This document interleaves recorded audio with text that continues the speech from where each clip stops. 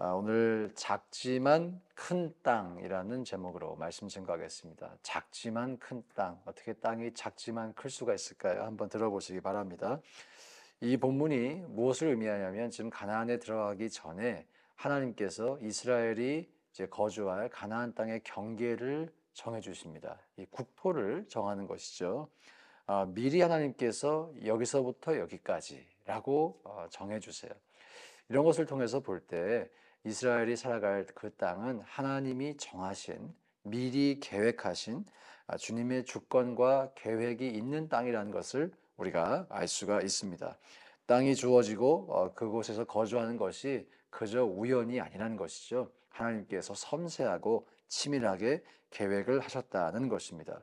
그런데 이 땅을 우리가 지금 지명도 좀 어색하고 이래서 이 글을 읽으면서 캐치가 잘 안 되는 몇 가지 땅의 특징이 있습니다. 첫째는 이 땅이 그렇게 크지 않아요. 그렇게 크지 않아요. 이 면적을 다 계산을 해보면 우리 대한민국 남한의 한 4분의 1 정도 크기입니다.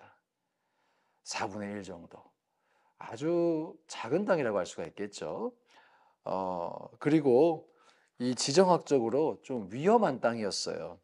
그 당시 애굽과 또 히타이트 이 제국의 경계에 기대고 있었어요. 오늘날로 치면 뭐 러시아와 북한과 경계를 맞닿고 있다고 표현해도 될 것 같습니다.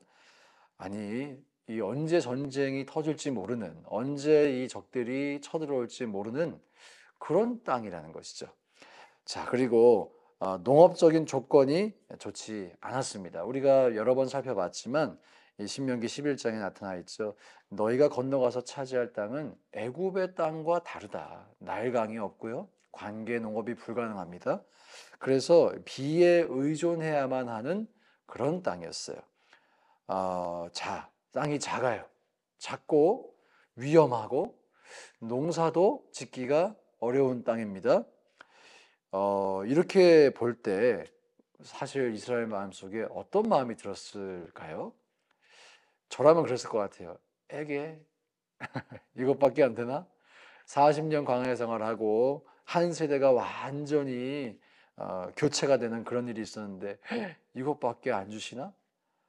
우리가 상상하고 꿈꿨던 그 애굽에서 우리 나름대로 이민 나온 건데 애굽보단 나아야 하는 것 아닌가? 그런 생각이 인간의 마음에 왜 없었겠어요? 있었을 것이라고 생각합니다. 자, 그런데 하나님께서 바로 이 땅을 작고 또 위험할 수도 있고 농사짓기에 불편한 땅을 주셨어요. 주셨어요. 우리가 이 땅을 주시는 하나님의 의도를 살펴보아야 할 것입니다. 하나님께서 왜 이 땅을 이스라엘 자손에게 주셨을까요? 그 땅이 이스라엘 자손에게 최고의 땅이라고 생각하셨기 때문입니다. 작지만 충분히 그 땅에서 살아갈 수 있는 땅이었고요. 위험하다고 보이지만, 인간의 눈으로 위험하다 보이지만 하나님이 지켜주시면 그 모든 위험은 위험이 아닐 것이고요. 또 하늘에 내리는 비에 의존해야 하는 농업 형태이지만 인간이 만들어낸 안정적인 관계 농업보다도 하나님이 지켜주시면 더 잘 되는, 농사가 더 잘 되는 그런 땅이기 때문입니다. 자, 이제 중요한 것은 이것이죠. 내가 그런 하나님의 마음을 이해할 믿음의 시력이 있는가? 그 하나님께서 여전히 이 땅에서 나와 함께 하시고 내 인생을 축복하실 것이라는 믿음이 있는가? 자, 저와 여러분에게 이 믿음이 있는지 오늘 점검해 볼 수 있기를 축복합니다. 하나님께서 우리에게 주신 땅, 이스라엘에게 주신 땅은 편안한 땅보다 믿음의 땅이었어요. 하나님을 의지하며 살아야 하는 땅이었어요. 그렇게 하나님을 의지하며 사는 인생이 가장 복된 인생이기 때문에 하나님은 의도적으로 그 땅을 약속의 땅으로 주신 것입니다. 자, 여러분 가운데에도 지금 오늘 하나님을 의지하지 않으면 살아갈 수 없다. 그런 분 계실지 모르겠어요. 나는 주님이 아니고서는 숨조차 쉴 수 없다. 종종 그런 삶을 살아가실 때 그곳이 광야라고 생각하실 것입니다. 왜 주님을 의지할 수밖에 없는가? 힘이 드니까. 왜 주님 없으면 숨조차 못 쉬겠다고 말하는가? 앞이 보이지 않으니까. 종종 그래서 우리가 그런 인생의 시즌을 광야에 서 있다라고 표현하기도 하죠. 그러나 제가 어제 이 본문을 묵상하고 말씀을 준비하면서 깨달은 것이 있어요. 저도 제 인생에서 그런 시즌이 있었거든요. 광야에 서 있다고. 그런데 여러분, 내가 주님만을 의지할 수밖에 없는 그곳은 사실 가나안일 수 있습니다. 이미 우리가 가나안에 들어와 있을 수 있어요. 그것이 하나님께서 우리를 가나안으로 인도하시는 목적이기 때문이에요. 그런데 그럼에도 불구하고 우리가 그 가나안을 약속의 땅으로 누리지 못하는 이유도 있다고 생각합니다. 우리의 마음속에 하나님이 아닌 다른 것을 바라보고 있기 때문에 약속의 땅에 들어가서 하나님을 기대해야 하는데 하나님이 아닌 다른 하나님이 주실 선물을 더 크게 보고 있기 때문에 이제 우리도 두 팔 벌리고 두 다리 뻗고 잘 자고 싶다. 아침에 일어나면 자동으로 농작물이 맺히는 그런 삶을 좀 살고 싶다. 잘 먹고 잘 살고 싶다. 이스라엘 백성 마음속에 그런 마음 왜 없었겠어요? 그것을 바라보면 약속의 땅에 들어가도 약속의 땅을 못 누리는 것입니다. 사랑하는 여러분, 우리 모두가 하나님을 바라볼 수 있기를 축복합니다. 하나님을 우리가 진정으로 바라본다면 어쩌면 지금 내가 서 있는 곳이 광야가 아니라 이미 내가 약속의 땅에 들어왔구나, 이런 고백을 우리가 할지도 모른다는 것이죠. 시편 23편 4절에 이런 고백이 있죠. 내가 사망의 음침한 골짜기를 다닐지라도 해를 두려워하지 아니할 것은 주께서 나와 함께 하심이라. 주께서 나와 함께 하심이라. 여호와는 나의 목자시니 내게 부족함이 없으리로다. 사랑하는 여러분, 이런 고백이 우리에게 있기를 축복합니다. 이런 사람은 사망의 음침한 골짜기를 지나고 있을 그때에도 주님이 나의 목자가 되셔서 내가 주님을 따라가고 있으니, 그리고 쉴만한 물가로 푸른 초장으로 나를 인도하실 것을 내가 믿으니 여전히 감사하고 여전히 평안하고 여전히 기뻐할 수 있을 것이, 또 기대할 수 있을 것이. 하박국 3장에서 이렇게 고백하죠. 비록 무화과 나무가 무성하지 못하며 포도나무에 열매가 없으며 감람나무에 소출이 없으며 밭에 먹을 것이 없으며 우리의 양이 없으며 외양간에 소가 없을지라도, 이 17절 말씀을 딱 줄이면 뭐라고 표현할 수 있을까? 요즘 유행하는 폭삭 속았수다. 복삭 망했수다. 그죠? 아무것도 없어요. 있는 게 없어요. 그런데 이 사람이 이런 고백을 합니다. 나는 여호와로 말미암아 즐거워하며 나의 구원의 하나님으로 말미암아 기뻐하리로다. 여러분, 이 고백은 객기가 아닐 것이에요. 그냥 억지로 나오는 고백이 아닐 것이에요. 하나님을 진정으로 만났기 때문에 무화과나무, 포도나무, 감람나무와 하나님이 비교될 수 없을 만큼 귀하고 값진 분임을 자신이 깨달았기 때문에 그게 없어도 괜찮다는 거예요. 그게 없어도 괜찮다. 그럼 여기서 질문 드립니다.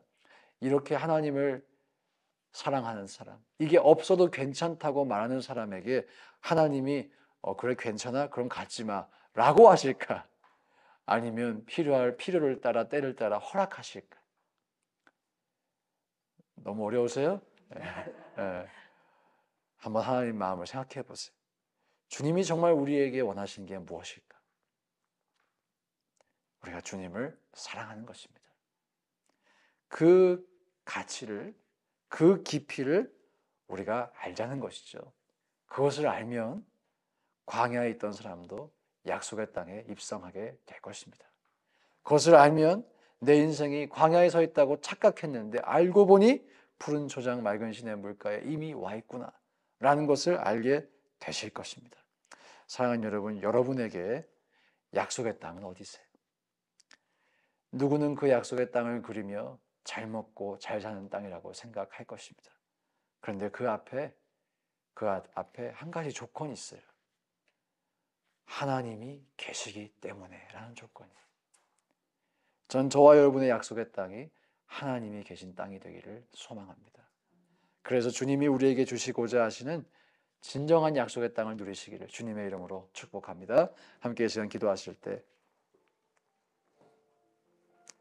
혹시 우리의 삶에서도 내가 이미 받은 약속의 땅이 있는데 마음에 들지 않는다고, 너무 작다고, 이게 뭐냐고, 그런 마음 때문에 하나님이 우리에게 선물로 주신 축복으로 주신 그것을 깨닫지 못하고 불평하고 있지는 않은가, 우리 돌아볼 수 있기를 원해요. 저와 여러분 이 새벽에 기도하시며 성령께서 주시는 깨달음과 또 감동하심과 그리고 우리의 마음을 어느 방향으로 고정시켜야 하는지 우리가 결단하고 알기 때문에 결단하고 주님을 만나기를 축복합니다. 함께 기도하겠습니다. 하나님 아버지, 감사와 찬양을 올려드립니다. 존귀하신 주님, 우리의 인생에 주님께서 가장 좋은 것을 예비하시고 또 허락하시는 분이신데, 주님, 종종 우리가 우리의 기준으로, 나의 생각으로, 나의 욕심으로, 나의 원함으로 하나님이 나에게 주시고자 하는 것을 기쁘고 감사함으로 받기보다는 내가 원하는 것을 주지 않으신 하나님을 원망할 때가 있었습니다. 하나님 아버지, 우리의 인생에 예비하신 주님의 선하고 인자하신 계획에 따라 주어진 하나님의 선물을 크고 중하게 바라볼 수 있는 믿음을 허락하여 주시옵소서. 우리 모든 성도분들, 하나님 주시는 그 믿음을 허락해 주시고 우리의 인생에서 진정으로 바라봐야 해요. 진정으로 중요하게 여겨야 할 것에 우리가 우리의 시선을 고정하고 그것을 통하여 주님의 은혜를 누릴 수 있도록 주님 축복하여 주시옵소서. 아버지, 우리의 인생 혹 지금 사망의 음침한 골짜기를 지나는 것 같을지라도 주께서 우리를 먹이시고 입히시고 발이 부르트게 하지 않으시고 하나님의 말씀대로 사는 훈련을 시켜주심에 감사할 수 있고 이것이 은혜라고 고백할 수 있기를 소망합니다. 하나님, 우리가 광야에 서 있다면 하루빨리 그 훈련 달게 받아 광야학교 졸업하고 약속의 땅 입성할 수 있기를 원합니다. 주님, 우리 모두에게 그 은혜 허락해 주시고 한 사람 한 사람이 각자가 처한 상황 속에서 하나님의 신실하신 인도하심을 붙잡고 목자 되신 주님을 기쁨으로 또 기대함으로 따라갈 수 있도록 주님 축복하여 주시옵소서. 아버지 하나님, 함께하여 주시옵소서. 주님 역사하여 주시옵소서. 아버지 하나님 역사하여 주시옵소서. 우리 이어서 기도하실 때 우리 이스라엘이 받을 약속의 땅 크기도 크지 않았고 또 지정학적으로 이 군사적으로 좋은 곳도 아니었고 그리고 농사도 잘 지을 수가 없는 그런 땅이었지만 없는 게 많아 보였지만 있는 것이 있었죠. 바로 하나님의 도우심이 있는 땅이었어요. 하나님의 보호하심과 주님의 임재가 있는 땅이었습니다. 우리가 우리 교회를 위해서 한번 기도하실 텐데요. 사실 우리 교회를 돌아보면 없는 것 많다고 할 수가 있겠죠. 없는 것만 찾으면 왜 안 나오겠습니까? 이것도 없고 저것도 없다라고 그렇게 말할 수 있겠지만 그러나 분명히 있는 것이 있습니다. 하나님이 우리와 함께 하시는 줄 믿습니다. 주님의 임재가 예배 때마다 있고 하나님 주시는 은혜가 있고 인도하심이 있고 도우심이 있고 축복이 있는 줄 믿습니다. 우리가 함께 이 시간 기도하실 때 주님을 바라보고 우리 공동체 모두가 하나님이 우리와 함께 하신다는 것에 감사하고 기뻐하고 감격하고 주님 하나님을 마음껏 찬양할 수 있는 그런 공동체 되게 하여 주시옵소서. 함께 기도하겠습니다. 아버지 하나님, 주님을 찬양합니다. 하나님의 인도하심과 선하심과 인자하심을 우리가 찬양합니다. 주님, 완전하신 나의 주님, 의의 길로 나를 인도하셨고 우리를 지금까지도 인도해 오셨음에 감사, 찬양, 영광을 올려드립니다. 존귀하신 주님, 우리의 공동체 속에 이러한 고백이 차고 넘쳐날 수 있기를 원합니다. 하나님 아버지, 우리에게 없는 것 있지만 그 없는 것에 주목하기보다는 우리가 가진 것, 분명히 소유한 것, 예수 그리스도의 복음과 성령의 임재와 역사와 운행하심과 예배 시간마다 부어주시는 하나님의 말씀의 은혜, 기도의 은혜, 찬양의 은혜, 우리가 그 은혜에 감사하고 감격할 수 있도록 아버지 역사하여 주시옵소서. 아버지 함께하여 주시옵소서. 존귀하신 주님, 우리에게 주님의 그 선하심과 인자하심을 기대하는 마음 허락해 주시고 있는 것에 감사하고 그것으로 인하여서 우리가 부요한 자라고 또한 고백할 수 있기를 원합니다. 존귀하신 주님 역사해 주시고 존귀하신 주님 함께해 주시고 존귀하신 주님 인도하여 주시옵소서. 하나님 아버지 역사하여 주시옵소서. 하나님 아버지 긍휼 베풀어 주시옵소서. 자, 우리 마지막으로 우리 마음과 생각을 감사로 가득 채웠으면 좋겠어요. 여러분, 우리에게 우리 인생 가운데 하나님 주신 이 약속의 땅과 같은 은혜와 은총이 틀림없이 있었을 것입니다. 우리에게 주어진 그 은혜로 말미암아 하나님을 마음껏 찬양하고 감사할 수 있기를 축복합니다.